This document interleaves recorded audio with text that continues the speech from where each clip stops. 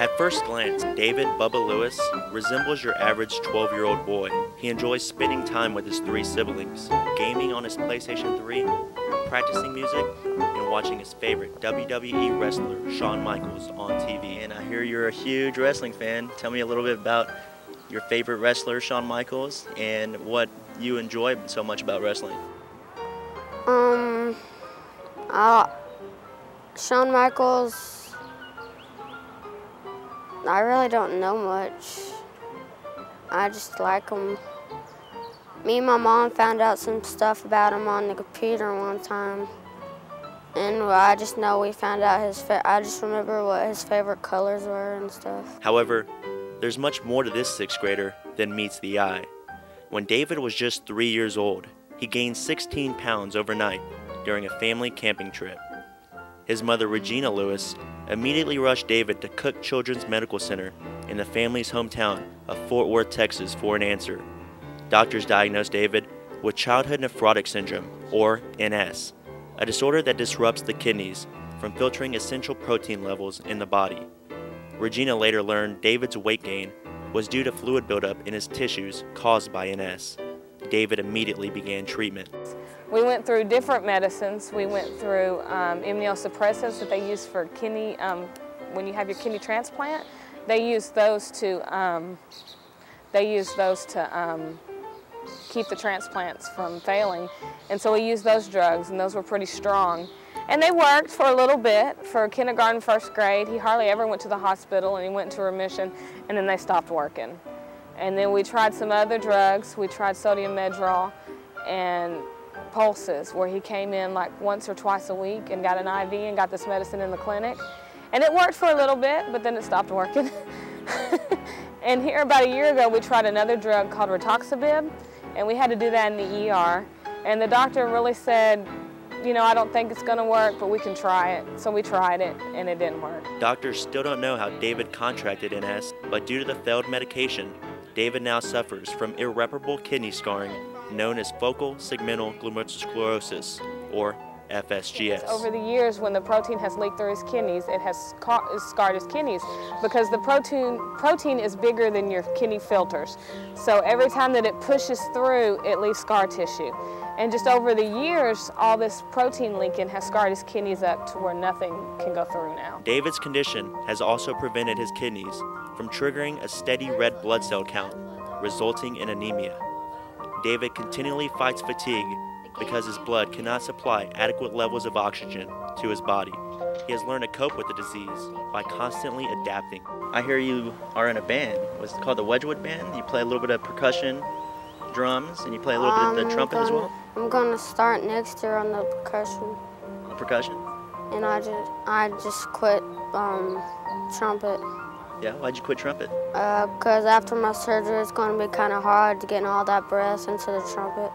So are you excited about learning the drums? Yeah. Even though FSGS has inhibited David's day-to-day activities, the disease has not affected his creativity.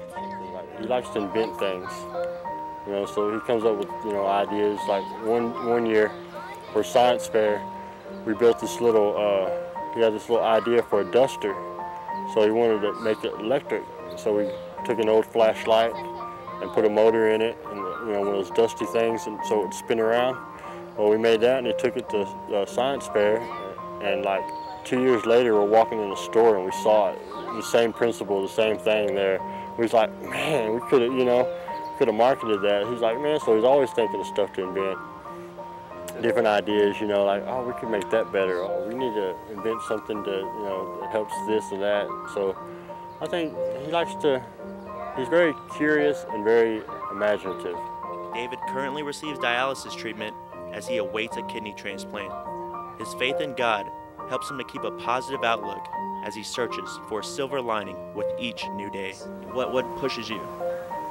Oh, sometimes when I have disease, something good comes out of it, like the Make-A-Wish, and one time I went on a baseball trip with the thing, and I won a drawing. I got a signed baseball by Mark Teixeira.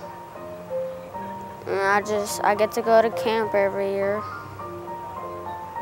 Good things just come out of it. Another good thing came David's way when he was invited for an in-depth tour of Lockheed Martin's aeronautics facilities in Fort Worth.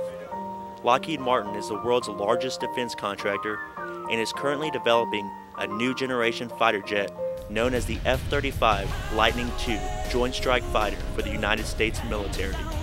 The F-35 Lightning II program is the largest aerospace defense program in U.S. history.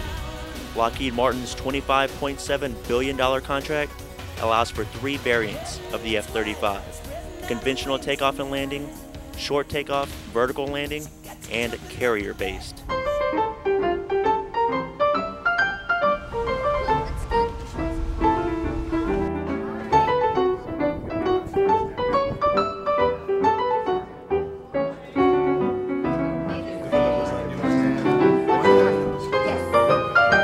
Greg Happel, the F-35 program's Chief Financial Officer, is on hand to formally welcome David to Lockheed Martin. How you doing? Welcome aboard.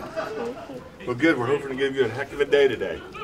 So come on in. You want to come to the staff room and we'll see what we can do? Okay. The aircraft simulator, essentially what that is. Happel makes David feel right at home by presenting the honorary guest with a one-of-a-kind souvenir to remember his visit. Really cool. And so what we've done is we've provided you a model of the F-35. Cool. So you may not be able to get in the cockpit. It's a tad small, but the cockpit that we're going to put you in is essentially a simulation of what's in that cockpit right there. And so you're going to get a chance to see what it's like to fly an F-35. And there are very few young men of your age that are going to get a chance to fly it, but someday you may get a chance to fly it when you're big. That'd be pretty good, wouldn't it? And you can say you got a head start. One other person insisted on saying hello when he heard who the company would be hosting this afternoon. Dan Crowley, Executive Vice President and General Manager of the F-35 program, stops by with his own surprise for You David. came to visit us. How have you liked it so far? Good, I guess. I want to give you one thing. I don't know if you like to wear pins, but it's not as nice as the model. Sorry, Dan. But maybe it's a little version that you can take with you as you walk around each day, and it'll remind you of your visit here to Fort Worth, and you'll be able to say, I was there when they were building the first one, and someday we'll build 3,000 that will fly all over the world. So let me put this on your shirt here, and then you'll have it to remind you of today. So I'm so glad that you came to visit us. You bet. As the introductions wrap up, David's agenda quickly shifts gears. First up, Lockheed Martin's Virtual Ship Air Integration Lab, better known as the CEL system, headed by Pascal Ronda. Hi, this is David. He's going to be outfitted with the gloves and helmet. We're going to show him what you do here. Very good. Okay. So we'll have you have some fun here, okay? So right now it looks like just plain screen, but soon you'll be on a ship. How's that? So what we're going to do is we're going to have the ship here and these 3 walls, and here it's coming here. Do you feel the smell of the ocean? David is handed specialized 3D goggles because the CEL combines virtual reality and optical motion capture in an effort to ready the F-35 for service aboard aircraft carriers. The CEL system also reduces design and manufacturing costs and has saved Lockheed Martin $50 million in design changes alone. The lifelike and life-size 3D simulations the CEL produces helps engineers, technicians, and pilots understand how the F-35 will perform. By the time the physical plane is built, a virtual perspective has already been viewed. The CEL consists of 2 areas. The first is an 8x8 foot cube known as the cave that displays pictures on 3 walls and the floor. The cave allows multiple users to view common real-world scenarios such as the short takeoffs and vertical landings associated with the F-35 STOVL variant. The second area is a motion capture system where users wearing bodysuits and head-mounted displays, or HMDs, move freely while their movements are tracked by virtual mannequins known as avatars in a virtual environment. And keep your nose out so you won't fuck this there. That's good. There you go, she's right there. And she's wearing it. Shake hands. David looks over and gives his older sister Jessica a virtual handshake. So you see, that's where we put the missile, right there. The 15 by 20 foot area has 24 cameras that keep a watchful eye while users practice physical routines, crouch down to change parts, or simply get lost in a virtual adventure. She's trying to read it. That's you have. Next in store for David is the opportunity to live out what most kids his age can only dream. Nice to meet you. You ready to fly an airplane? Yes. Why don't you come around over That here? is, a chance to take the controls of an F-35 Joint Strike Fighter in Lockheed Martin's pilot vehicle integration. Just imagine the coolest PlayStation yet to be built.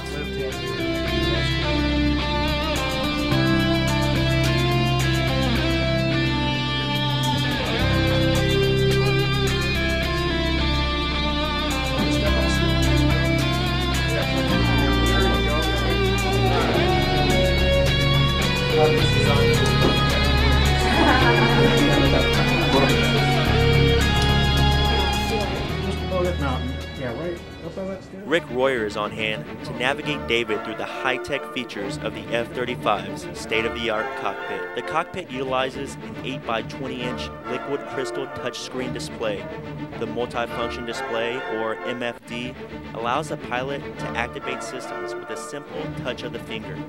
After learning the basic control layout, David puts the F-35 to the test by letting her loose over the mountains. 0.97, 9.8, and almost supersonic. 9.9. You're going to go supersonic over the mountain. You just boom. There you go, 1.0, supersonic. The MFD is fully customizable and is designed to reduce the pilot's workload, enhancing tactical awareness in the sky. The F-35 cockpit also features voice activation and is the first production fighter to employ a virtual head-up display that projects information onto the pilot's helmet visor. But David doesn't need a visor to warn him of an enemy jet approaching. He quickly zeroes in on his target. Okay, and you should be shooting a missile there. Just there it goes. All right. Two. Oh, you hit it twice, huh? Outstanding. There you go. All right, so now you got 2 missiles going for that guy. I'll tell you what we'll I do. see something blinking right there.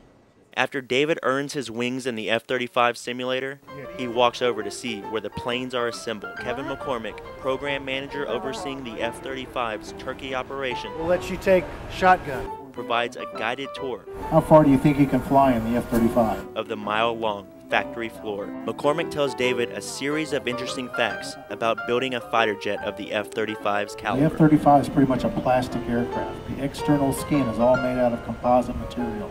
And we'll show you what we do with that here in a minute. But the whole idea is to be able to cook that in a very large oven. And we have to keep it at the right temperature and pressure to get the very structural integrity that we need for those plastic parts. We're going to be building 1 F-35 a day coming off the production line. That sounds pretty fast, doesn't it, for an airplane? And that's really what we're focusing on, is be able to assemble these airplanes very quickly. About how many hours do you think 8,000 hours is? That's like 20 years of flying.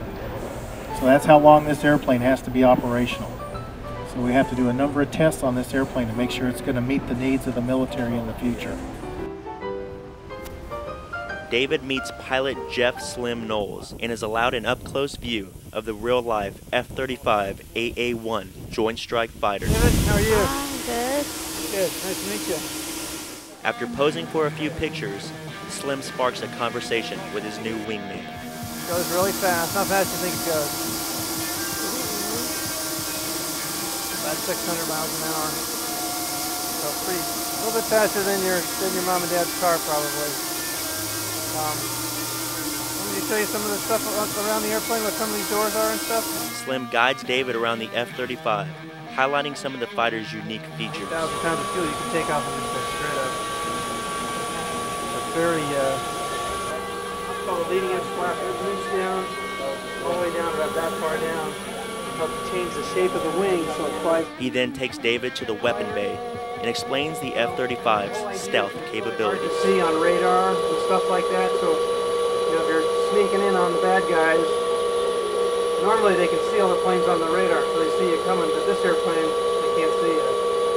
So you gotta, all the shapes of the airplane are made so that it's really, all the radar kind of bounces right off and it's really hard to see. But when you open these doors, then it changes the shape, so they open quickly, the missile comes off and then explodes real quickly like that. So that they see it, they only see it for a second and they go, hey, what was that? But they don't know. David, who wishes to someday leave his mark on the world, is given a head start this particular day. That's because the representatives of Lockheed Martin allow him to sign his name on the nose landing gear door of the first ever F-35 AA-1 Joint Strike Fighter. That's right, squeezed in between the signatures of the pilots and crew reads the name David Lewis. The name Lewis means strong warrior. This young warrior has his own vision of how his story will end. He sums it up in 2 choice sentences on his online care page. It reads, "I am a warrior in battle. I will win this battle."